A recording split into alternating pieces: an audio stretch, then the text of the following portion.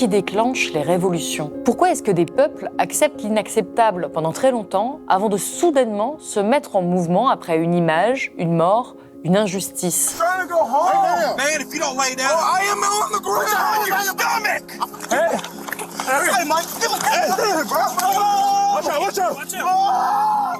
Pourquoi certains événements font-ils trembler le monde quand d'autres disparaissent dans le silence? Qu'est-ce qui relie ces personnes qui vont soudainement se dresser contre un même pouvoir, qui vont même parfois risquer leur vie en même temps?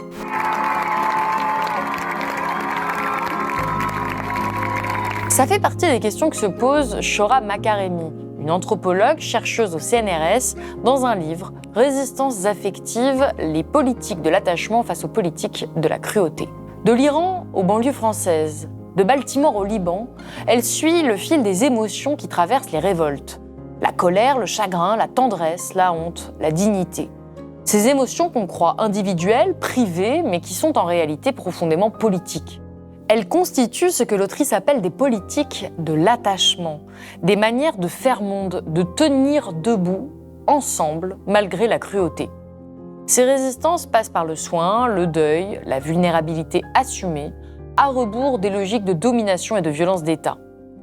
Elles montrent que la cruauté aussi est politique, celle des régimes autoritaires bien sûr, mais aussi celle plus diffuse de nos sociétés néolibérales, cette manière de nous rendre indifférents, de nous couper les uns des autres, de faire de la souffrance un bruit de fond. On va les manger, hein. Bah oui, on les tue. Et face à cela, résister, c'est aussi continuer à ressentir. Son ouvrage, c'est une autre manière de penser la politique, en passant par les affects. Et si résister aujourd'hui, c'était simplement refuser la désensibilisation? Et si c'était de refuser, de rester neutre face à la violence du monde? Pour répondre à toutes ces questions, j'accueille Chora Makaremi dans cette nouvelle émission pour Blast.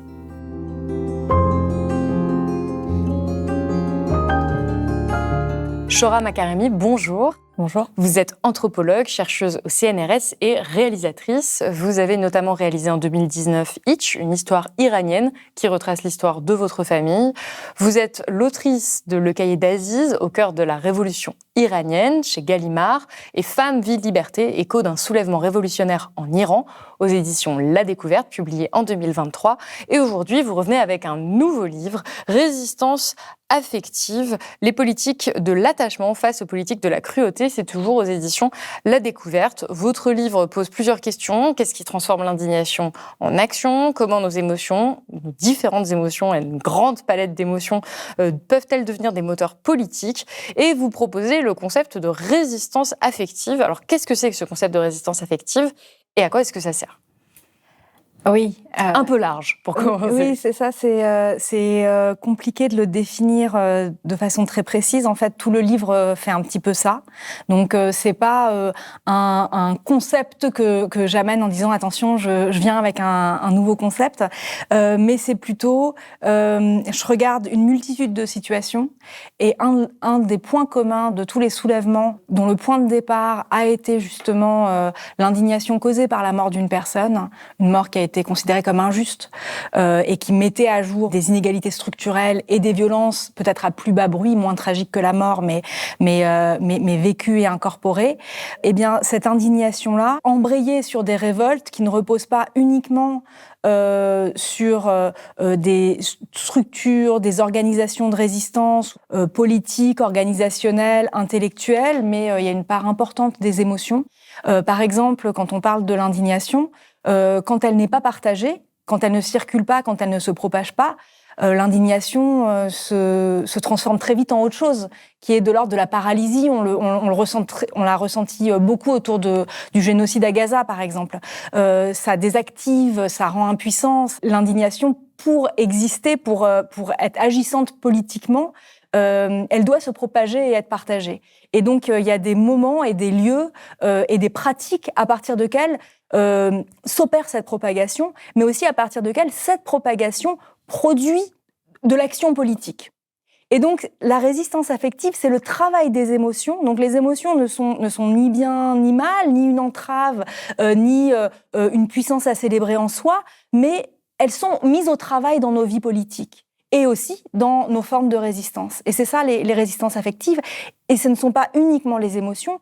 la vie émotionnelle, c'est un vaste champ qui comprend également nos attachements, donc les politiques de l'attachement, nos affects, nos façons de nous lier les uns les unes aux autres. Et finalement, puisque le livre en fait explore à la fois les soulèvements, mais aussi leur répression, et aussi les politiques de la cruauté contre lesquelles ces soulèvements agissent, mais aussi auxquels ces soulèvements doivent faire face, eh bien dans ces séquences-là, souvent ces liens sont ce qui perdure, ce qui persiste et qui permettent à des soulèvements, même quand ils sont réprimés, de venir en souterrain nourrir d'autres révoltes dans le futur, parce que persister, continuer à vivre, faire lien, c'est aussi une façon de résister.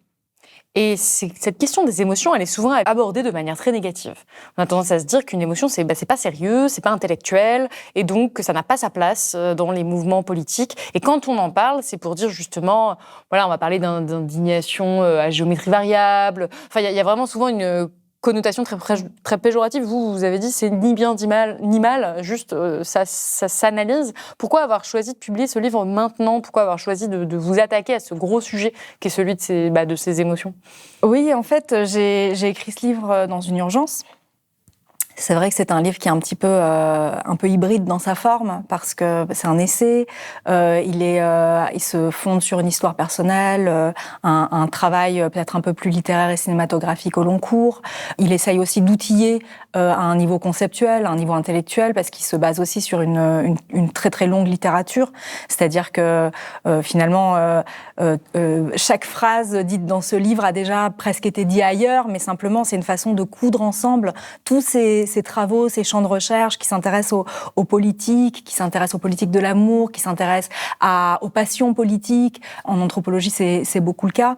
Et puis aussi toutes ces expériences de lutte qui sont partagées par beaucoup de gens à travers le monde, des mémoires, des documentaires, des mémoires écrits par des personnes qui ont participé au soulèvement contemporain, et on en a eu beaucoup, notamment dans la séquence 2019 à 2021, on va dire, ou même 2023 si on prend le soulèvement Femmes, Vie, Liberté. Depuis 1979 et l'avènement de la République islamique en Iran, à plusieurs reprises, le peuple a tenté de faire tomber le régime. Mais pour la première fois, en ce début février 2023, j'ai l'impression que nous en sommes proches. Dans la rue, on assiste à des scènes que je n'aurais jamais cru voir un jour. Des jeunes Iraniens n'hésitant pas à humilier publiquement dirigeants et religieux.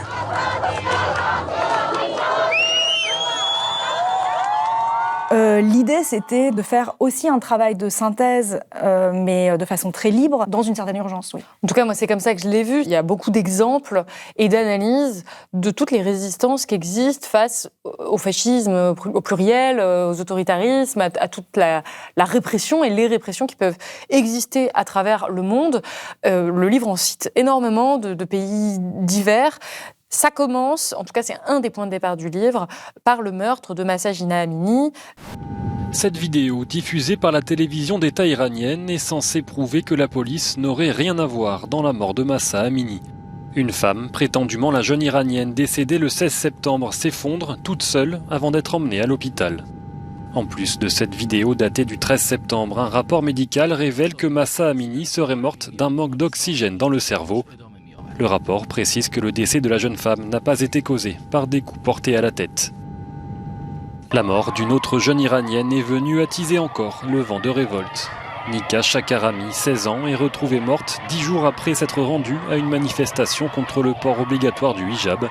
Sa famille en est convaincue, elle a été battue à mort par la police. Vous y avez déjà consacré un livre à ce mouvement de révolte, Femmes, Vie, Liberté en Iran. Quel rôle est-ce que ça a joué pour vous personnellement, et pourquoi ce mouvement-là, il peut peut-être se distinguer des autres mouvements qui ont eu lieu en Iran aussi récemment et dont on a moins parlé, le mouvement de 2017, le mouvement de 2019 notamment. Oui, ça a eu un rôle énorme dans ma vie, comme dans celle de beaucoup, enfin d'un très grand nombre d'Iraniens et d'Iraniennes.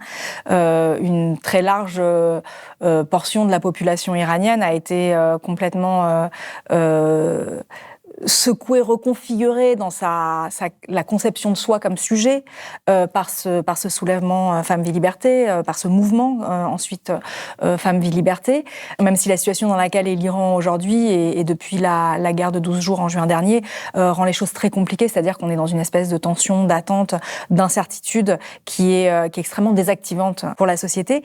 Mais si on en revient à cette année 2022 et à cette explosion d'une révolte qui est très radicale dans sa formulation, parce que ce que demande le soulèvement Femmes, Vie, Liberté, c'est la fin de la théocratie.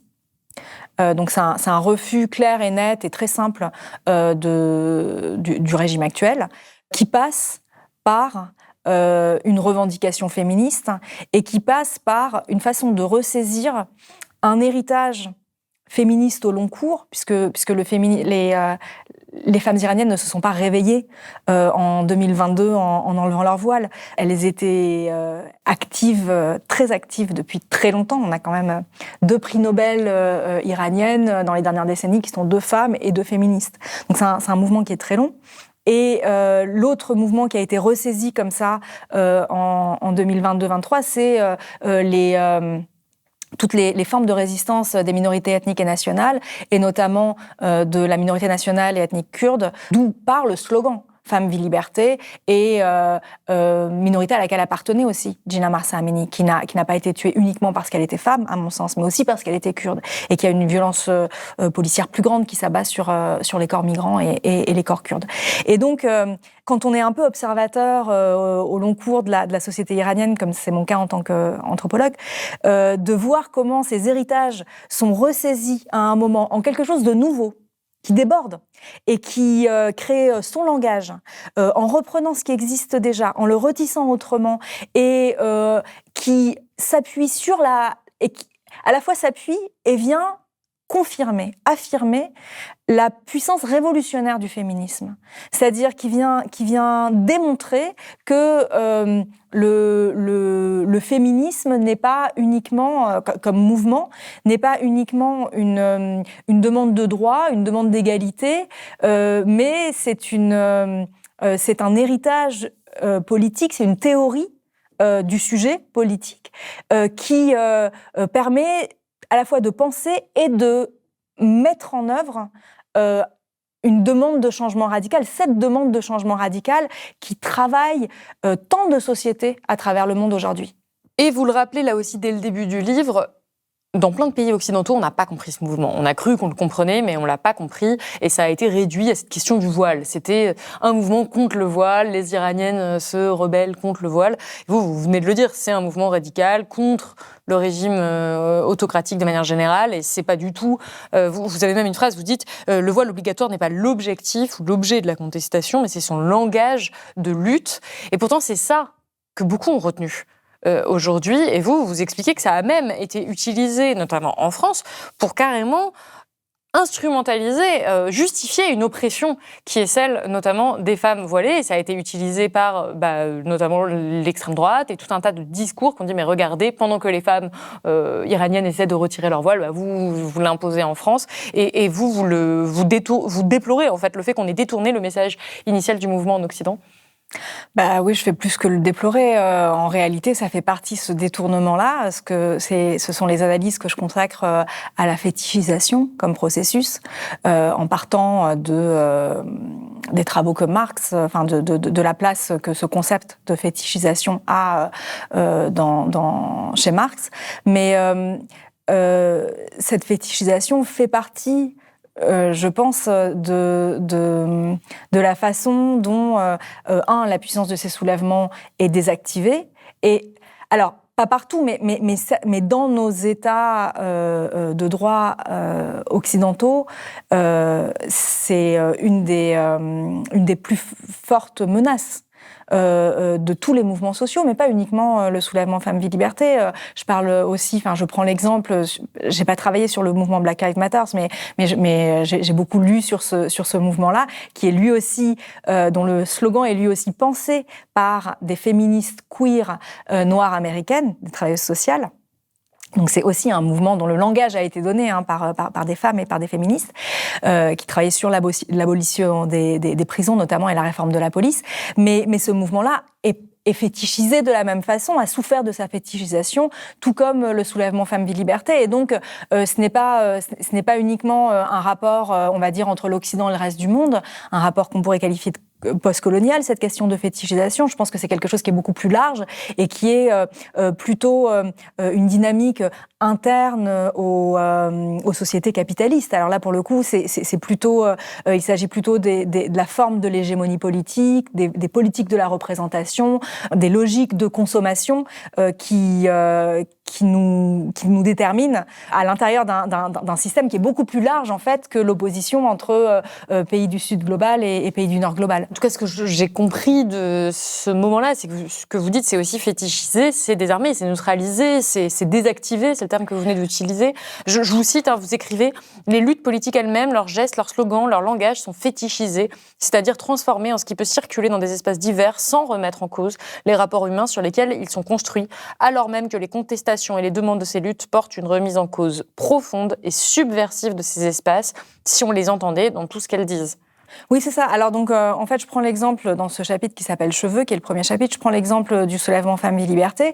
Quand les femmes iraniennes se coupent les cheveux, elles se taillent les cheveux, quand elles brûlent les voiles, en fait, elles sont en train de trouver un geste qui est très très efficace parce que il se passe de mots, parce qu'il est très facile et rapide à faire et qu'il est très clair dans ce qu'il dit. Il dit dans le contexte, encore une fois, iranien, où, entre gros guillemets, tout a été essayé pour réformer de l'intérieur la République islamique durant les 3 dernières décennies par un mouvement réformateur puissant, qui avait une branche féministe, et pour essayer d'acquérir des droits à égalité avec les hommes. Et tout ça a été réprimé, et l'impasse auquel a abouti la société civile, avec une répression toujours plus grande, a fait que depuis 2017 et puis 2019, vous avez raison de le souligner, le soulèvement Femmes, Liberté arrive dans une série de soulèvements qui ont secoué le pays, mais c'était différents groupes qui se soulevaient à différents moments. Il y avait des féministes qui ont commencé à enlever leur voile,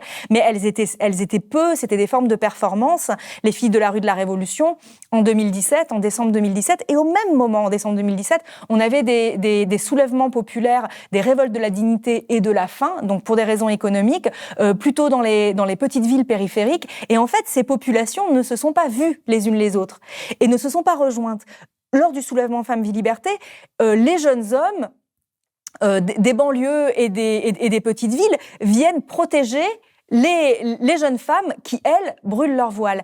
Et quand ils les applaudissent, ils ne sont pas en train uniquement de les soutenir, ils sont en train de se solidariser d'un geste que eux, en tant qu'hommes, ne peuvent pas faire parce qu'ils n'ont pas de voile à brûler. Et pourquoi est-ce que c'est si important de brûler le voile en Iran ? C'est parce que la théocratie gouverne en établissant des lignes rouges qu'il ne faut pas dépasser, et donc elle construit une citoyenneté où il y a des formes, des possibilités de vie à l'intérieur d'un espace qui est consenti par toutes et tous, et qui est de plus en plus réducteur. Et il ne faut surtout pas essayer de faire bouger ses limites et ses frontières. Tandis que la société iranienne, et en fait ses limites et ses frontières, c'est ce que j'explique dans mon livre précédent, et j'y reviens un tout petit peu ici, ont été construites à partir de politiques de la cruauté, parce qu'il faut beaucoup de temps, il faut beaucoup de sang pour faire accepter à toute une population de respecter ces frontières-là.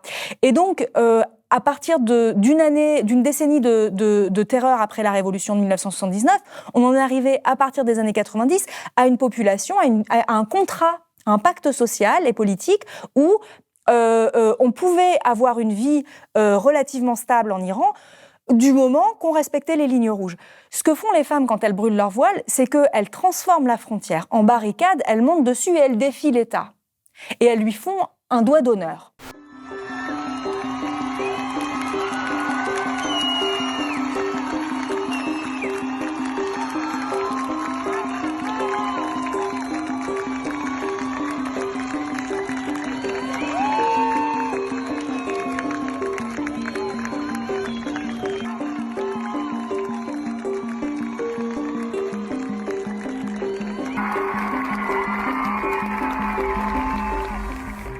Until the women of Iran are free, we are going to stand with you. women, life, freedom. Et c'est une révolte qui s'est beaucoup passée dans le champ du symbolique parce que justement, elle était non violente.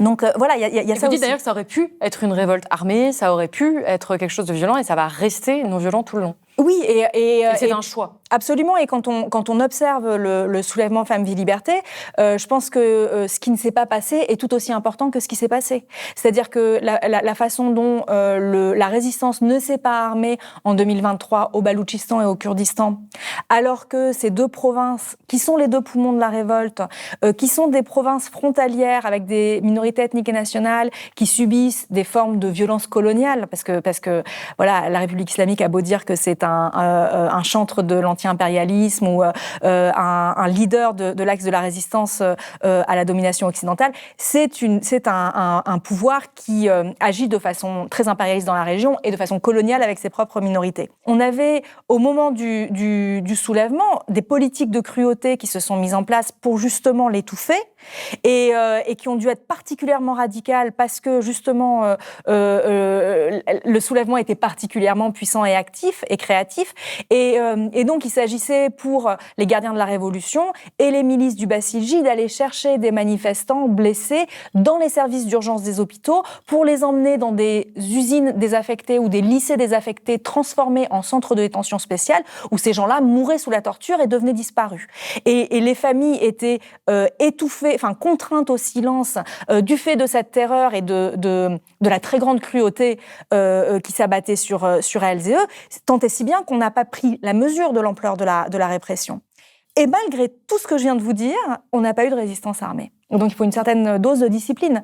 Il faut un choix stratégique et politique. Comment continue-t-on de lutter quand on décide de ne pas choisir cette voie de la résistance armée, notamment parce qu'on est dans un rapport de force extrêmement asymétrique. En fait, ce mouvement, il pourrait résumer beaucoup de parties de votre livre. C'est pour ça que je voulais commencer avec ça, parce qu'il y a énormément de choses en fait dans tout ce que vous venez de dire. C'est-à-dire déjà la mort qui va susciter une indignation, le mouvement qui va se structurer aussi sur des mémoires, sur des pratiques qui ont déjà existé. Et puis il y a cette réponse répressive, cette politique de la cruauté. Ouais. Alors là, je pense qu'il faut qu'on explique ce qu'est les politiques de la cruauté, parce que c'est face à ça que s'opèrent des résistances affectives. Alors, qu'est-ce que c'est conceptuellement que ces politiques de la cruauté ? Il ne s'agit pas uniquement de faire mal, il ne s'agit pas uniquement de violences qui peuvent être des fois des dommages collatéraux de formes d'inégalité, par exemple économiques, d'occupation, de territoire, de moments de guerre, etc.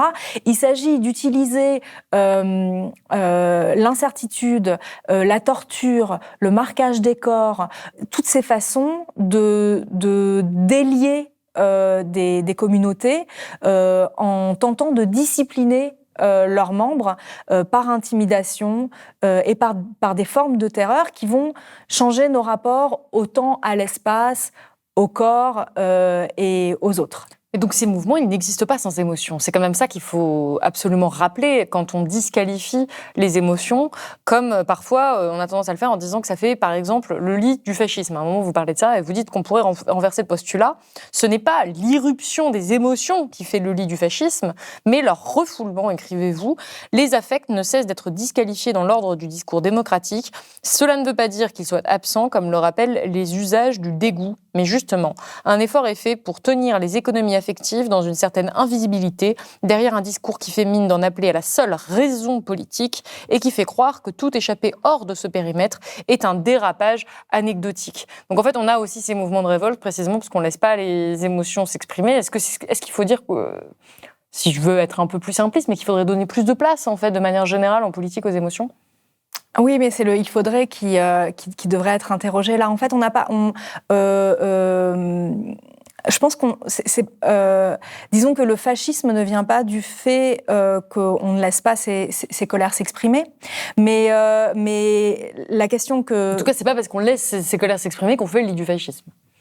Absolument, et c'est exactement ça la question. Je pense que c'est une question qui est centrale. C'est une question qui a beaucoup été posée, souvent à couvert et à bas bruit, parce que c'est aussi une discussion qui s'est tenue au sein d'une gauche qui peut être amicale ou qui peut avoir de la sympathie envers ces soulèvements, mais qui pourtant a une réserve qui vient du fait que, mais finalement, qu'est-ce qui distingue ces soulèvements sporadiques et cette façon pas d'aduler, mais de célébrer la spontanéité de ces moments de dépense collective, qu'est-ce qui fait la différence entre ça et quelque chose d'un peu fascisant, finalement? Si je me permets de rebondir, parce que c'est vraiment la question qu'on s'est posée. J'ai vu qu'une journaliste de Libération vous l'avait posée aussi, sur, par exemple, ce qui s'est passé avec Charlie Kirk. C'est là, depuis le début, on parle de morts de personnes qui sont vraiment dans des états de fragilité, donc qui suscitent des soulèvements qu'on va, venir légitimer, en tout cas depuis notre position aujourd'hui. Voilà, femme, vie, liberté, évidemment, qu'on condamne. Par contre,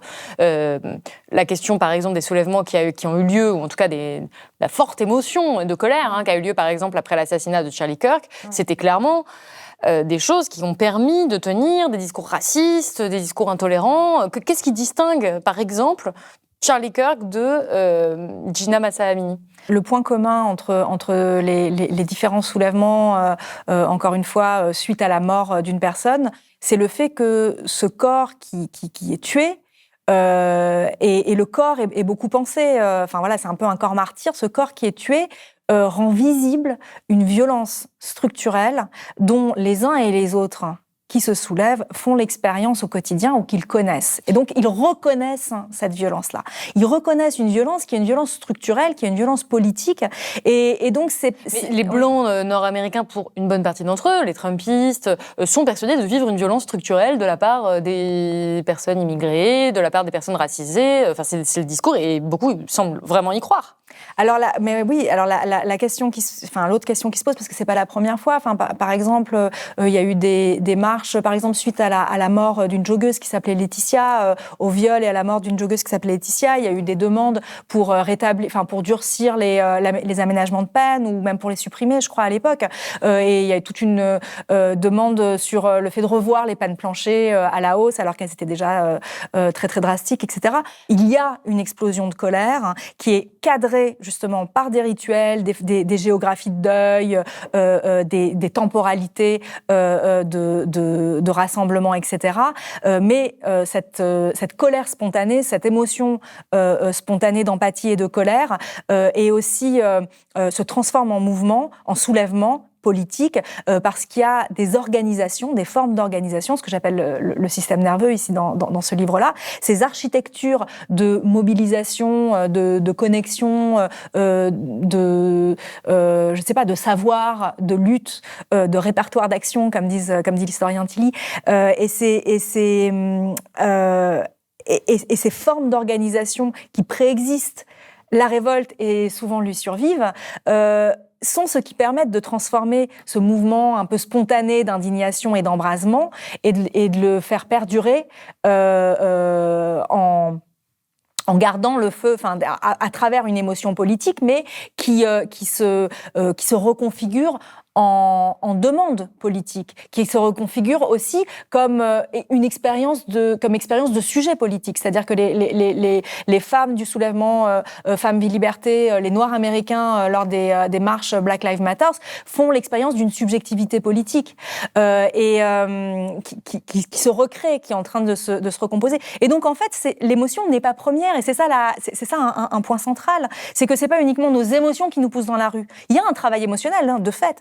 Et il faut qu'il y ait des cadres collectifs pour pouvoir maintenir le feu de ces émotions. Ça se fait pas tout seul, et c'est un autre paradoxe que les anthropologues et sur lequel on pourra revenir, c'est que la spontanéité, la puissance d'une émotion ne vient pas de sa singularité. Des fois, elle vient du fait qu'elle est encadrée et qu'elle est au contraire définie collectivement.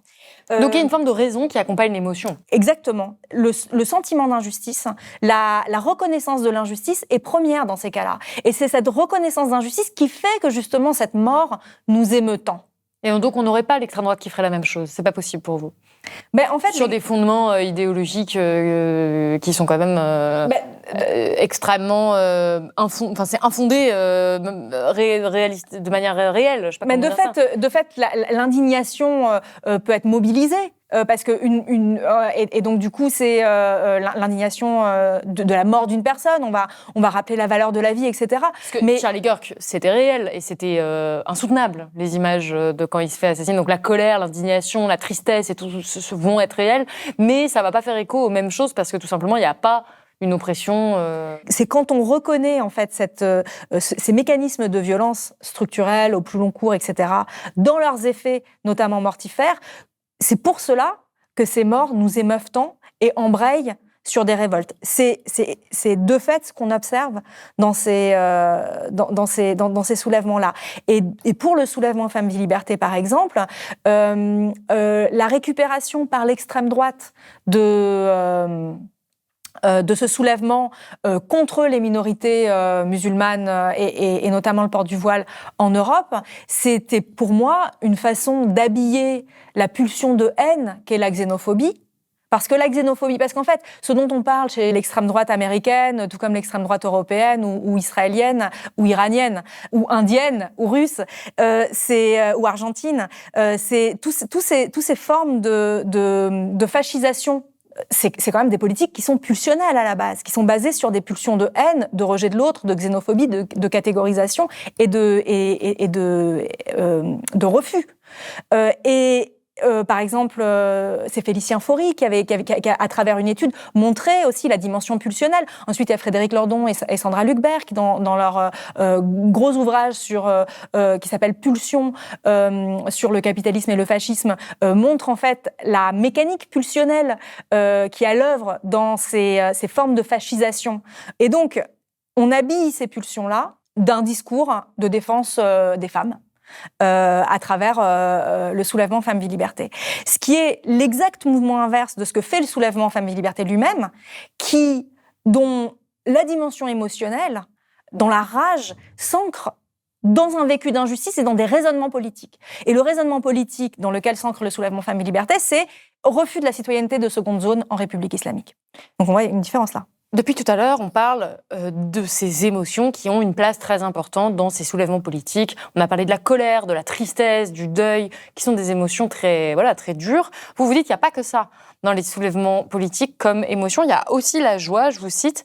L'intelligence collective à l'œuvre dans ces contestations, qui renouvellent les formes et les périmètres de la participation politique, montre qu'en effet, l'indignation puise dans des sentiments de chagrin, de colère, mais pour que ces affects nous mettent en mouvement, elle mobilise aussi une joie qui nous rend téméraires et inventifs plutôt que faibles et déprimés, à même d'avoir l'énergie de réagir. Une joie qui ne naît pas de la situation vécue, mais du fait de désirer la justice et d'imaginer concrètement ces conditions de possibilité. Est-ce que parfois, c'est pas ce qui nous manque justement dans certaines indignations qui vont pas se transformer en action, c'est cet espoir, c'est cette joie, c'est la joie d'imaginer autre chose. Oui, c'est ça, parce que bon, là, je suis partie je me suis appuyée en fait sur une perspective très fort héritée de Spinoza, qui parle de passion triste, et la colère est une passion triste chez Spinoza. Et ce n'est pas toujours le cas. Et donc, en lisant, on peut, si on n'a pas la référence, au travail de Spinoza, on peut dire, ben non, il y a des colères très justes, il y a des colères très agissantes, il y a des colères puissantes et belles. Pourquoi est-ce que la colère serait forcément quelque chose de mauvais? Surtout les féministes vont dire, mais arrêtez de renvoyer notre colère à une chose laide. La colère peut être belle, elle peut être agissante et tout ça. En fait, ce qui est agissant pour moi, c'est que c'est une colère qui est mêlée de joie. C'est que ce n'est pas uniquement cette colère qui nous entrave, qui nous renvoie en vase clos à nous-mêmes, qui nous paralyse. C'est une colère qui nous rend créatifs et agissants. Alors comment est-ce qu'une passion triste pourrait nous rendre créatifs et agissants? Et en fait, il me semble que la dimension, l'extrême inventivité, mais même quand on pense au gilet jaune, je veux dire le fait d'avoir trouvé le gilet jaune, comme langage, encore une fois, de révolte, il y a une inventivité qui témoigne de la forme de vie, de la vivacité, du désir qui circule dans ces soulèvements-là. Et donc, comment il peut circuler du désir, comment il peut circuler de la vie, alors qu'on est du côté des passions tristes. Et il me semble que l'élément là de la joie, donc dont témoigne cette inventivité et cette créativité, parce qu'il ne pourrait pas y avoir une telle inventivité s'il n'y avait pas de la joie. Cet élément de joie ne vient pas de la réalité vécue, parce que c'est pas drôle de pas arriver à terminer cette fin de mois, c'est pas drôle de vivre dans un régime qui pratique l'apartheid de genre, mais par contre, donc la joie, elle vient pas du fait de profiter de chaque instant ou d'être content d'être vivant, mais la joie, elle vient du fait d'être content d'être vivant, mais du fait de désirer un futur, de s'autoriser à l'imaginer, de détruire les barrières qui nous empêchent de l'imaginer, d'ouvrir en fait tout à coup les imaginaires politiques. Et moi, c'est ce que je rappelais lors du soulèvement de Femmes, Vie, Liberté en 2022-23, c'est que au moment où les femmes iraniennes et tous les Iraniens descendent dans la rue et brûlent les voiles, ils ouvrent une scène et ils imaginent un après de la République islamique, là où en France, par exemple, on n'est pas capable d'imaginer un après de la Ve République, on n'est pas capable d'imaginer un après de la société capitaliste extractiviste et de cet impérialisme international. Donc en fait, nos imaginaires sont beaucoup plus entravés. À ce moment-là, en 2022, étaient beaucoup plus entravés en France qu'ils ne l'étaient en Iran. Donc en fait, c'était pas uniquement les femmes iraniennes qui s'étaient réveillées pour arriver à se hisser au niveau de confort et de liberté des démocraties occidentales. Bien sûr, il y a quelque chose de cet ordre-là en termes de désirabilité, de la liberté dont on jouit et qu'on oublie souvent. Mais il y a autre chose, c'est l'ouverture des imaginaires. Et nous, on est dans nos sociétés occidentales, on n'est pas encore, pour le moment, dans ces moments d'ouverture des imaginaires, on est au contraire dans des formes d'entrave pour lesquelles ce qui se passe ailleurs peut être inspirant. Moi, j'aimerais revenir quand même à ces politiques de la cruauté, parce que là, depuis tout à l'heure, on parle des mouvements au moment où ils éclatent, au moment où ils sont le plus spectaculaires, où on voit plein de gens, des milliers ou des millions de personnes dans la rue. Ça peut être, c'est très spectaculaire, et on se dit, c'est ça la révolte. Et vous rappelez que les résistances, ce n'est pas que ça. Et que ça tient aussi dans quelque chose qui est au long cours et qui va permettre aussi ces formes d'éruption. Et vous parlez aussi de l'efficacité de ces politiques de cruauté parce qu'elles sidèrent. Vous écrivez ces façons de penser la cruauté en étudiant à chaque fois les situations concrètes montrent comment celle-ci travaille politiquement à désattacher les vivants entre eux. Elle ne cherche pas seulement à tuer, mais à paralyser les affects et désactiver le désir de relation. Alors, je simplifie évidemment, mais on peut se poser aussi la question de est-ce que résister, ces résistances affectives, c'est pas aussi cultiver l'attachement et pas seulement être dans cette action un peu spectaculaire. Comment est-ce qu'on résiste justement à ces politiques de la cruauté au long cours ? C'est vrai qu'il y a des temporalités différées. En fait, ce qui est intéressant, c'est de tenir ensemble à la fois les différentes échelles, encore une fois entre le global et le tout à fait local, mais aussi de tenir les différentes temporalités entre le temps d'un soulèvement qui peut être parfois très court et un beaucoup plus long cours de la persistance, la question des liens qui peuvent être mis à l'épreuve sur plusieurs années, des gens qui sont détenus toute une décennie.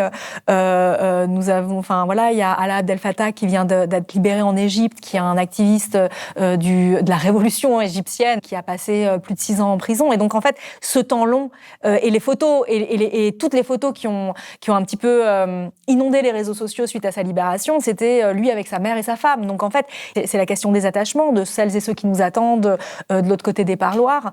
Quand Narges Mohammadi a reçu le prix Nobel de la paix en 2023. Narges Mohammadi, qui est une militante féministe iranienne et qui était une des figures du soulèvement Femmes, Vie, Liberté, même si elle était en prison au moment de ce soulèvement elle-même, eh bien, ce sont ses enfants qui sont allés prendre le prix à Stockholm, et c'est le prix qu'elle a payé collectivement au sein même de sa famille pour sa lutte, qui a été soulignée par le comité Nobel comme raison aussi pour. Donc en fait, et puis il y a ce geste-là que font tous les activistes du monde entier. Je veux dire, les résistants russes, quand ils se font condamner à des années de prison dans ce qui est des nouveaux goulags, qu'est-ce qu'ils font devant les caméras, voilà. Et encore, les membres de la flottille, au moment où ils ont été de la flottille Global Sumud, au moment où ils ont été interceptés près des côtes de Gaza, qu'est-ce qu'ils ont fait comme geste? Et donc en fait, donc moi j'ai pas appelé ce livre Politique de l'amour parce que c'était un terme qui avait été énormément utilisé et que le mot amour est souvent ramené à une dimension amoureuse.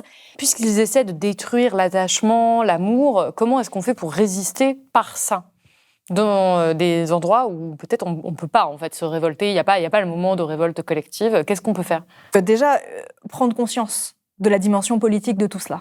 C'est-à-dire que les politiques de la cruauté ont des topographies. Elles ont des façons de faire très différentes. Il est intéressant, je pense, dans l'épaisseur stratégique de chaque situation, de voir quels sont les affects qui veulent être produits, quel est l'objectif, quels sont les affects à travers lesquels nous sommes gouvernés, pour pouvoir leur opposer des contre-affects. Et c'est ce qu'a fait par exemple la société iranienne. Et ça, c'est une intelligence collective, c'est une intelligence qui est, je dirais pas qu'elle est elle est spontanée dans une certaine mesure, en tout cas, elle est très collective, elle est pas, il ne faut pas un leader pour déterminer ces choses-là.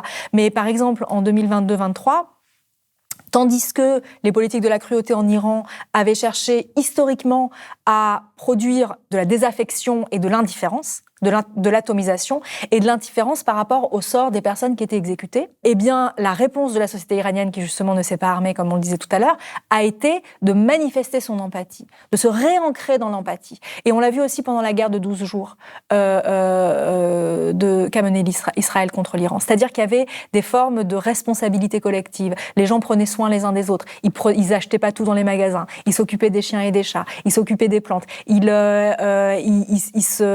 partageaient les voitures, etc. Mais en fait, ces formes d'organisation, ces formes d'empathie, encore une fois, c'est une réponse d'une société qui sait très bien, elle, qu'on essaye de la gouverner par l'atomisation et l'indifférence. Même si ça n'a jamais été formulé clairement, tout le monde sait très bien qu'il y a des choses qu'il ne faut pas savoir et qu'il y a des lignes rouges, etc.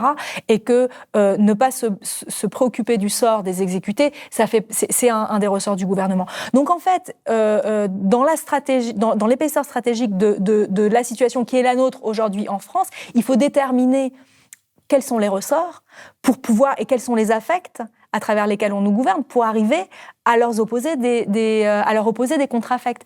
Et alors, en l'occurrence, ce que j'évoque dans le livre, c'est le fait que souvent on se sent fatigué, c'est que le burn-out revient beaucoup dans nos sociétés et que cette question de la fatigue, qui est pas forcément une fatigue on n'est pas forcément en burn-out parce qu'on en fait trop, mais on est en burn-out aussi parce qu'il y a une perte de sens et parce qu'il y a beaucoup de contradictions vécues qu'on n'arrive pas à surmonter, parce qu'il y a un sentiment que de toute façon, même si on fait les choses, ça sera jamais assez et qu'on n'arrivera à rien et qu'on n'est pas assez nombreux et que ça ne sert à rien.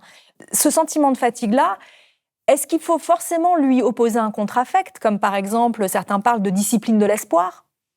Ou bien est-ce que c'est pas sur le terrain des affects que ça se joue, enfin des contre-affects, mais c'est plutôt sur le terrain de la temporalité, en l'occurrence. C'est-à-dire que si le burn-out, si la fatigue vient d'un sentiment d'urgence, il faut sauver la planète aujourd'hui, il faut absolument demain arriver à changer le système, et là on pourra se reposer. Si on sort de cette urgence-là et qu'on se dit, sans doute qu'il n'y aura pas forcément de lendemain qui chante, et sans doute que quand il y aura des changements, il y aura encore des choses à construire et que ça ira jamais, ça peut nous mettre dans une temporalité de lutte ou de résistance qui est mais qui est pas pareil qu'abandonner, qui est pas pareil que de se dire c'est foutu.